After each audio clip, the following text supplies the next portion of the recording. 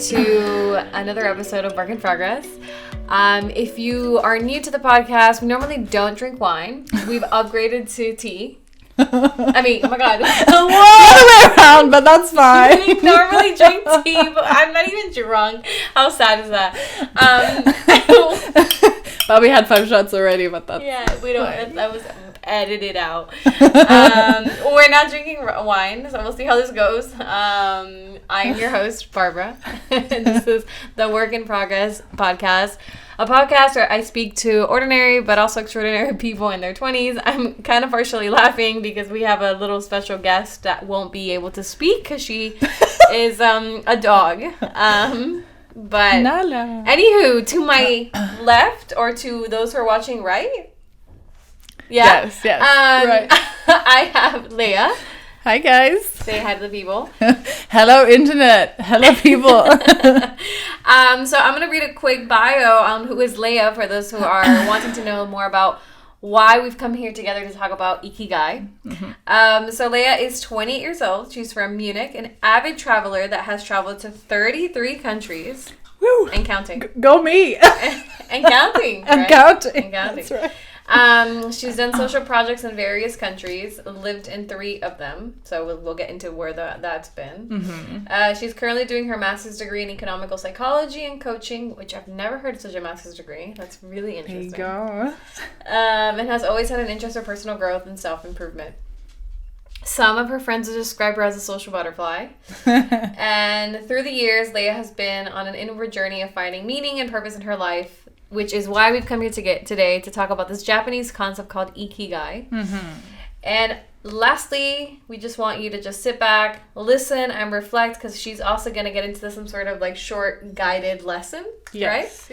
So let's start simple. Why did you want to talk to me about Ikigai? I didn't know about this until you brought it up. Yeah. So I think it was when we were sitting down in my apartment having great sushi, by the way. Yeah. Best sushi, right? Yeah. It was great. Like, that has to be top sushi in the city, really. And you were telling me about the podcast, and I was like, oh my god, there's so many things I would want to talk about. Mm-hmm. And then I had this idea of Ikigai, because it's the last few years, it's given me a lot of, meaning, and it's given me kind of like a path that I'm on, and directed me. So I was like, okay, that's maybe something that will help others as well, not just only me. So that's why I'm here. Ooh, okay. So how does so I know that you brought the book. Yes, I did. And I know you told me that this concept came to you because of a friend that gifted you that book. Yes. So shout out to Christian. Sorry, if you're listening to this. I was a bit distracted. Hold on. I need to get this. Can you give me that? Thank you. She, yeah, okay. I'm sorry. We have to momentarily put that on the side. Okay, so yes, shout out to Christian for getting me this book. So Ikigai is a Japanese concept actually, and he gifted this to me after we both went traveling to Japan. Ooh, which of course has more meaning because of it. And so you got this before the trip? No, after. Oh, after, because I didn't know about it. While we were traveling through Japan, we didn't really talk about it. Mm-hmm. But then afterwards, he got into it, and he was like, okay, I need to gift Leah this, because she's also always looking for meaning and purpose in life. Mm-hmm. So, he gifted it to me, and it's been a blessing, so... Aww. Christian, shout out to you, my friend. My best friend. And now, again, shout out to the friend. Shout out to the best friend. You gotta get those titles right. Yeah. So when was that trip? And now, in hindsight, how have you applied Ikigai into your life? Mm-hmm. So this trip, I was actually thinking about it while coming and talking on the podcast. I think it was maybe like 8 years ago. Mm-hmm. So pretty long time. Mm-hmm. Or 7. Something like that. Okay. So much earlier 20s. Yeah. So early 20s, right. And I want to say the concept of Ikigai is not something that's, okay, you're going to look for it and it's forever going to be the same. Mm-hmm. It's going to change. And you can always, reflect on it and do it again and see, okay, where do I stand? So it's more like a tool to see, okay, what's my status quo? Where am I? Am I still doing what serves me? Am I still living a purposeful life? So it's forever changing, Mm-hmm. The only constant in life is change, right? Hey, I love that. Yeah, that's true. So that's very true. Yeah. And the way, applying it to my life, the way I would describe it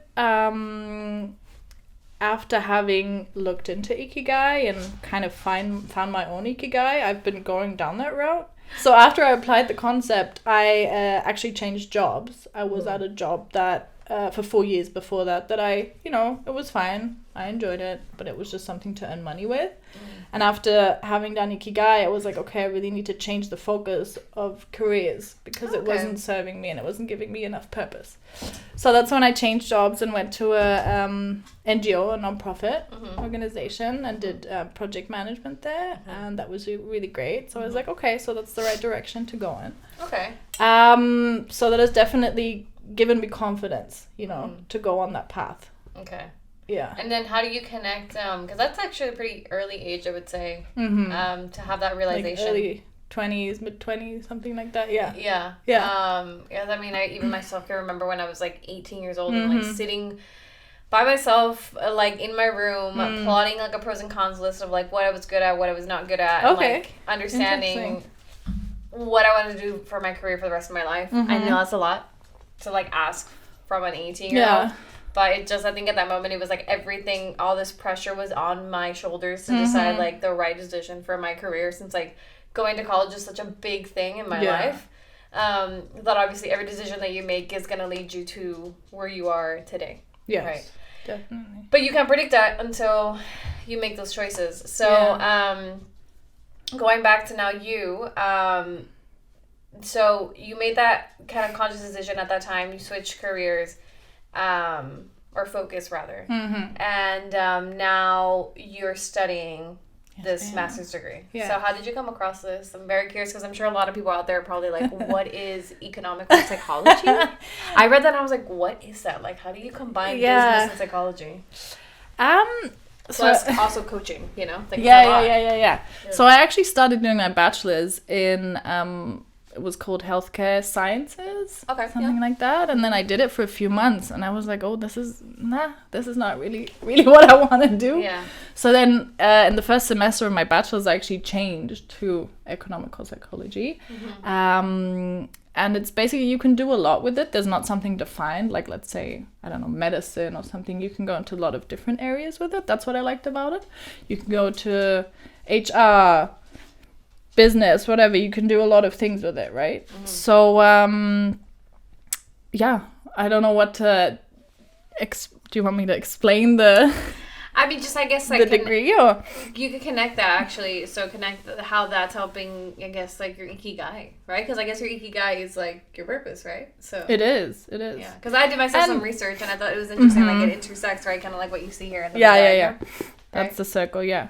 I mean, your Ikigai definitely should be an overview of all your life, not just your career, not just, what you want to study, but what kind of relationships you want to build, what kind of Ikigai is basically what makes you get up in the morning. Why do you want to strive? Why do you want to get up and do something? So, and I think we've all been there and asked ourselves that question, what am I even doing? Like, what the heck is this all about, right? So that's kind of where Ikigai helps you to find that path. And studies is just one component of it, my studies, which I think fit pretty well. And that's also a point, okay, what can I be paid for? Going into business is never a bad choice, right? Yeah. So it was also something strategic, I guess, that I like. And coaching is something that I think I'm good at. And then that's why I chose it. Yeah, right. Yeah. Few people are my test dummies, but they don't know. I know. I was like, yeah, I'm that person now. Here you go. She's trying to unveil the fact that I'm a hoarder. Not. Oh, right. That happened. Look, where's the mess? It's gone. No. Is it under the bed? No. It's actually, he's a witness. My team is a witness. Yeah. It's a little witness. Yeah, so like I did mild coaching on you. Okay, I wasn't trying to be too... No, it's fine. But yeah, so in a few minutes we could actually do this exercise of, so everybody can find their own Ikigai. Or you could just listen to the podcast and then maybe reflect and do it afterwards. That's completely up to the listeners. Yeah, and before we get to that part, for those who are listening, I kind of also am curious, like do you have like a morning ritual? Like how does your day look like? Good question. Yeah, so I actually, in the mornings, I drink a glass of lemon and ginger with water and try to, while it goes down my throat, kind of, feel it and just for a minute or two, just be there. And I would say that's a ritual. Try to think of the things I'm grateful for, which doesn't always work because if you haven't slept long and try to get up in the morning and you're like, okay. Yeah. So I think rituals also takes a lot of discipline in some ways, even though they're good for you, which is kind of, and I'm not a very disciplined person. So that's something I want to work on, but it's giving me a hard time. Yeah. But I try to. And then in the evening I do the same. I just take a glass of water with some lemon and just like hot water and just digest it and kind of think, okay, what happened during the day? I would say those are they're easy to do, right? Yeah. And they keep me hydrated because I don't drink enough. But we're drinking wine. There you go.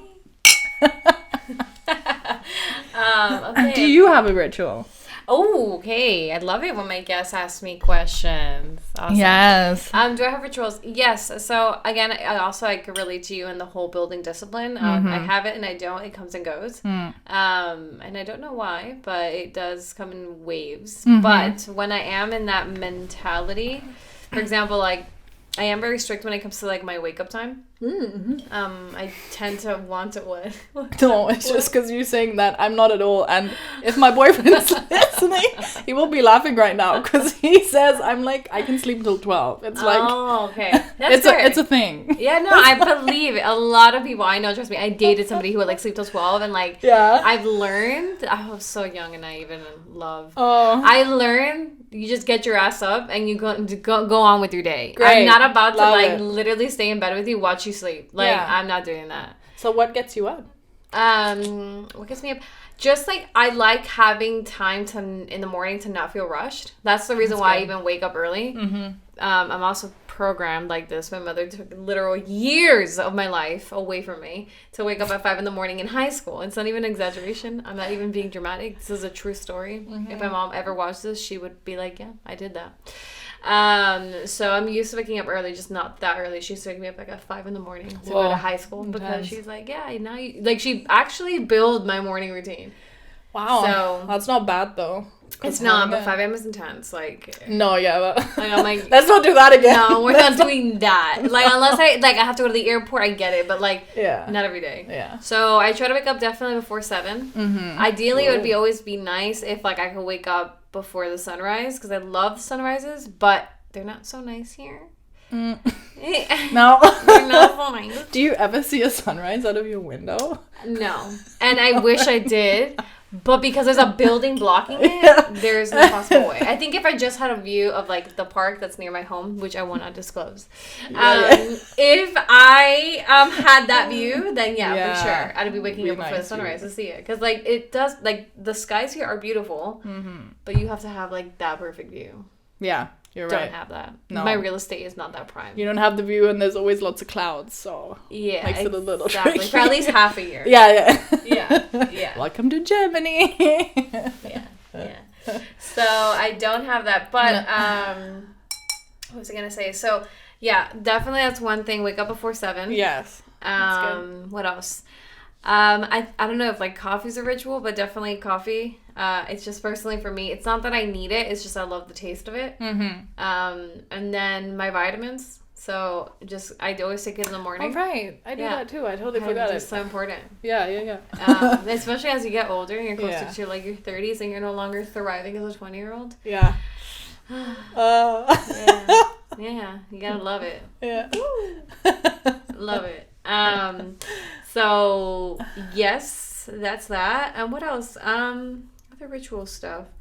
I don't know. I think a bedtime. Oh yeah, I always listen to like, but then it depends really. But most of the time, I always listen to like binaural beats. Oh, it helps me a lot to fall asleep. Cool.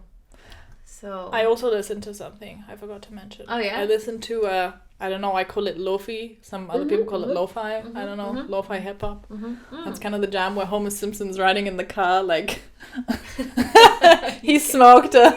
I get that was you used the Simpsons reference. Yes. I listened to that one. Oh, nice. I love lo-fi beats, actually. Yeah. I don't know about hip-hop lo-fi. I just listen to lo-fi whatever. Do you listen to the one with the girls writing and the cats in the background? Because that's also a very popular one. Interesting. Is that a YouTube video? Yes. Oh, could be. And it goes like endless. And there's a live chat. You can talk to people like, oh, are you having trouble studying as well? So am I. Wow. It's interactive? Yes. I had no idea of this. Okay, well, people, if you are ever in need of a study buddy, just go to YouTube. Yeah, and you can write in the comments, I'm so depressed because I need to study. Although being able to study and learn, this is what I've told myself. I had exams the past month. Being able to learn something is actually a privilege, and you should be grateful for it. And that's what I kept telling myself every day. Wow, that's actually really nice to say it like that. Yeah, it helped me. It definitely motivated me to keep going. Because at some point I was like, oh, this is intense, starting a new job. And yeah. So that was kind of the motto from the past month, you know. That's really nice. Yeah. Expresses that gratitude. It does. Yeah. Well, you're almost done, aren't you, with your degree? No. Oh, no, okay. Still a year to go. Okay. But that's fine. Hey, a year? What's a year? That's a year. What is time? What is time? Ooh, that's a good question. Yeah. We need to talk about that in a different episode. In a different episode where what's the concept of time? Severely drunk. Oh yeah. Yeah. We'll do like lots of theories like about time and And what is the meaning of life? And yes. I mean, Ikigai kind of questions the meaning of life. So we're starting on that. We're getting on that path. Yes. Oh God. Wow. I don't know if I'm actually prepared for that. Are you ready? For those in the comment section that are watching on YouTube, do you want to see that kind of episode? If so, please let me know. Okay. Yeah. I'll think about it if I'll join again. No, okay. Ooh, okay. Well, that's a different guess. Interesting. So then, okay. So I'm just to tie things now. Yes. Back to Ikigai, right? Yes. Getting to the mode of Ikigai. Yeah. Have you applied or shared this sort of kind of concept with like your friends or what have you? I think I've talked to people about it, definitely, but not like, okay, hey, let's sit down and find your Ikigai. I think I've been like, oh, I'm reading this book and this is really cool. And I've, written down these things, this concept and the questions that they ask you, but I've never actually told somebody to, okay, now you go do that. Go do that and be happy, you know? Which maybe I should have. Because I think it's a pretty cool concept. I really like it. But I think people definitely in my circle know about it. Do you feel like it's an easy concept to kind of, for example, I don't know, like in your situations with like your friends, where they come to you, and I feel like I'm one of those people that comes to you sometimes for like a listening ear. Do you feel like this could be sometimes like an easy answer to their problems? I think it's difficult to say if it's going to be an answer to your problems, because there is never just this one answer to your problem. And I wouldn't apply it to everything, so I would say no. Okay. It's definitely something that you have to sit down, reflect on it, but you're not going to do that every week, right? So it's something maybe every other year to do it, to look into it, and to check in, okay, am I still where I want to be? Career-wise, study-wise, friendship-wise. It's an overall view, I would say. Yeah, okay, so then follow up then. How often do you do check-ins? How do I do check-ins? Like how can check-in? Oh, interesting. So I haven't done Ikigai again since having it done like 6 years ago. Oh, wow. Yeah. Okay, so you definitely feel like you're in that path. I do. Damn, I do. Like clicked with you. It did. Maybe I should do it again and then something else would arise, because that could happen. Yeah. I'm like, whoa. I think a lot of people, like when it comes to these like self-development conversations, they think that, oh, you kind of have to be at a low point in your life, but really I don't believe so. I think even like, for example, self-development, therapy, these kinds of like personal development type of things, I think even if you are in a good place, I still think it's good to always check in. It's actually the best time to also do change, or to welcome change into your life, because that's when you're in a stable place, that's when you can manage things. So they actually say in companies change management and change should happen while everything is stable and while everything is going well, which a lot of companies don't see. That's why they don't change anything, and then it goes downhill at some point. Yeah. That's a really interesting point. Yeah. I really hope people, when they watch, if you've made this part of the episode, I hope. If not, wake up. Yeah. Everybody, wake up. Yeah, like skip into this part. Because I really think, coming to this part of the conversation, really understanding, kind of where you are and where you're going and where you want to be. Yes. And then I think it's sometimes at least easy to understand the direction that you're going when you are fully self-aware in the moment, because that's what you did. Yes. I think if you weren't self-aware, you would not have had that Ikigai moment, let's just say. That's right. No, you're right. And and then redirect and like kind of like pivot your life. Yeah. In a sense, you're pivoting. Yeah. And that's fine. Yeah. Yeah. I definitely agree on what you said, that it takes self-awareness to kind of apply this and to look into it and be like, okay, why am I on this earth, Maybe for some people, and this is something I've questioned, maybe some people don't even need that. I don't know, but I would think... Don't you think we all would benefit from that, though? I do. Yeah, I do think so. One another. But if somebody is... Sorry, I'll interrupt you. Yeah. If somebody's not ready or if they're not aware... they will not apply it and it will not happen. So that's kind of the, Yeah, would it make sense? Wouldn't make sense. And that's why maybe some people, they're just not aware enough, or they don't need it in their life.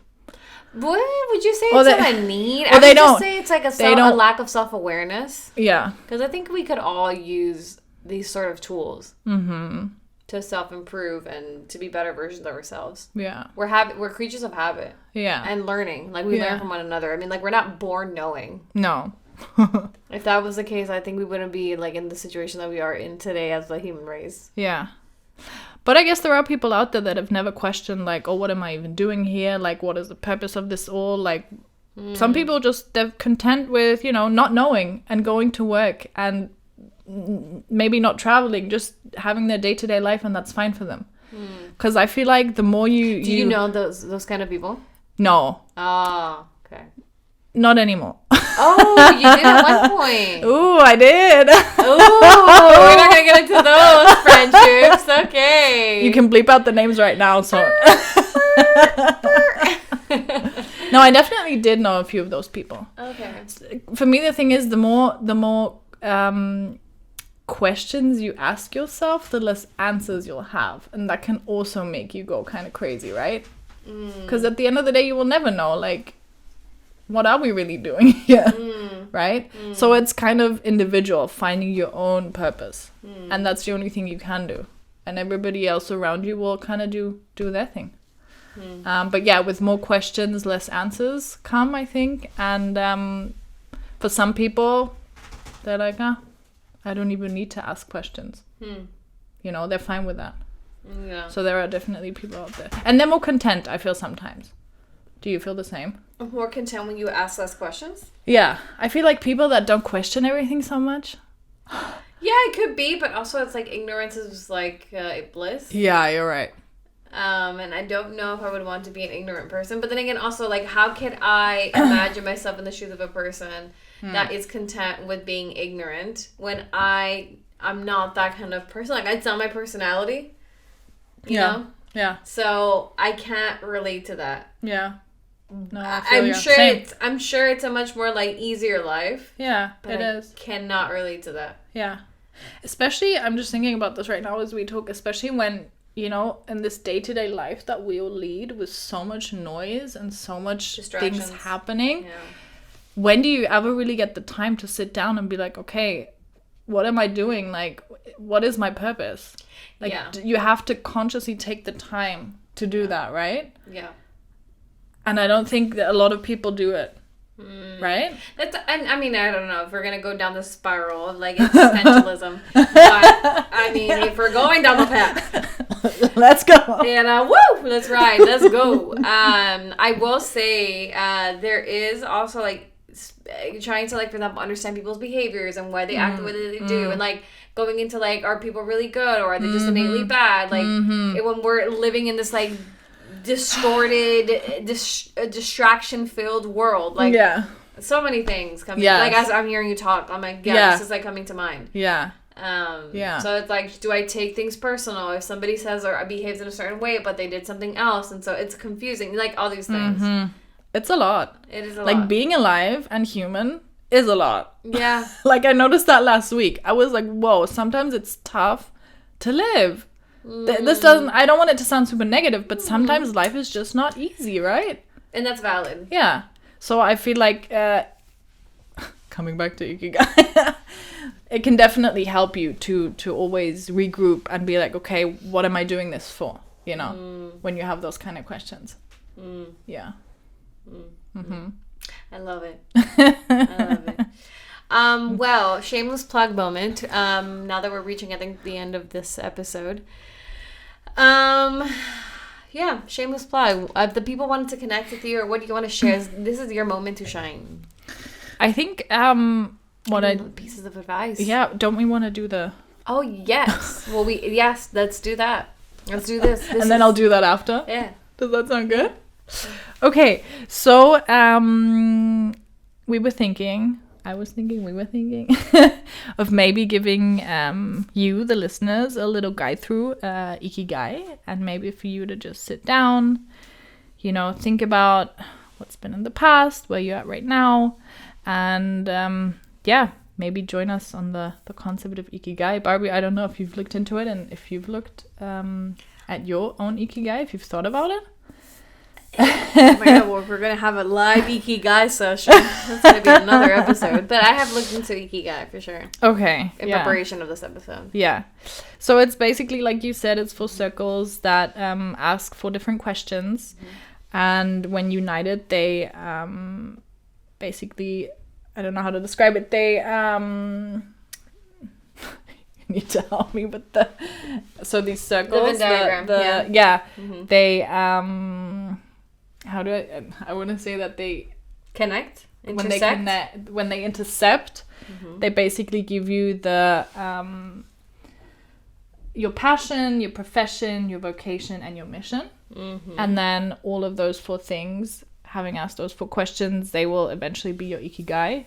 And like I said before, this can change. This is not like set in stone. It's not going to be something we're like, okay, I've done it once, now this is what I have to do for the rest of my life, or how I have to live.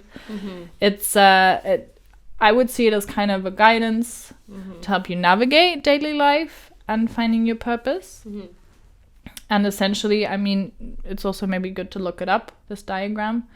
The 4 questions are, oh yeah, I think it's a little far away. Who can see us on YouTube. Yes. There you have it. So basically, one question is, what are you good at? And you can write down anything. You're free to, experiment. You don't have to. And this is something that I, while I did it, I was like, okay, what do I actually feel? Because we're a lot of the times always projecting what the outside world tells us, and what we think we need to say or write down. But this moment is for you to actually reflect, what do you feel inside? What do you think you are good at? Without any judgment, without anything, any noise from the outside, right? Yeah. That we've said. So that's one question. And then the other question is, what do you love? And that's also, again, free of judgment. And then the next, the next question would be, what does the world need? And that's also free for you to choose, right? Okay. What do you think the world needs? How can you serve the world, right? That one takes a great deal of self-awareness, though. It does. So I think Ikigai, you really have to also reflect, and it's not a thing you can do. Okay, 5 minutes, I'll sit down and do it. But take time, maybe an hour or so to really get into it. Okay. And then the last question is, what can you be paid for? Because also you have to make a living, right? Yeah. I mean, that's the way capitalism works. In this society, yeah. So those are essentially the 4 questions, and you can, if you like, think about them, write them down, and look up the diagram on the internet. And and then hopefully you will find your your own very true Ikigai and what's inside of you. Right? And then implement it, hopefully, to your life.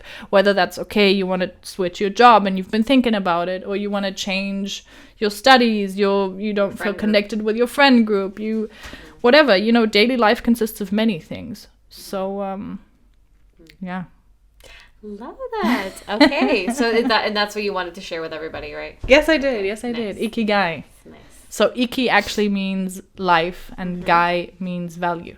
So what's the value to your life? What adds value to your life? Yes, and I think in summary, now that we're reaching the end, I myself did some research and I was like, yes. It like goes back in summarizing everything that we've said. Realization, taking action, and then lastly, discovery. There you go. I think in the process of like taking this action, you discover a lot about yourself. Totally. So be open to experiment and go on the journey. The journey inward and to yourself is the scariest journey you will ever take. But it's the greatest. Yeah. Well, speaking from experience, right? Speaking from experience, of course. I'm still on the journey. Yeah. But yeah. Are you proud of the person that you're becoming? I am, actually. I am very proud. I would say I've been through, a lot the last few years. But through therapy, through self-awareness, through all these things, talking, communicating. I think communication is one of the main things. I think I'm getting to a place where I can say, okay, I'm proud. Of course, there's always some kind of improvement that can be done, but that's also fine, right? You don't have to be perfect. We're not here to be perfect. We're here to be human. That's so lovely. Conversation. Yeah. Well, for those who made it to this part of the podcast, I want to say thank you. Please rate, like, and subscribe if you're watching on the YouTube channel. And if you are listening to any streaming services, platforms, whether that be Apple Podcasts, Spotify, etc., please, it would be very helpful if you could rate the podcast, give it a 5 stars. I was gonna say not just rate, but give a comment, all that stuff, all that good stuff. So then that way the podcast can be visible to everybody who will listen. Yeah. And Leah, thank you so much. Barbie, thank you. See, it wasn't so bad. Like, you're literally freaking out. You're totally fine. You're a star, honey. I is a star. You is a star. Oh, did I have to say what I want to put out there in the world? No. Being human is... Oh. Make that your... Goddamn. Make that your soundbite. Go for it. Make that your last couple of words. Yeah, okay. And we're going to leave it to that then. She's getting nervous. I am. No, I guess I wanted to tell people to, not be afraid. I think that's one thing. Like I said, the journey to find yourself can be a scary one, but don't be afraid. I think most of us, I don't know if all, but I think most of us go through it. And talk to your friends, talk to your family about it, and you'll see that other people will understand. Mm-hmm. Yeah. Nice. Well, thank you.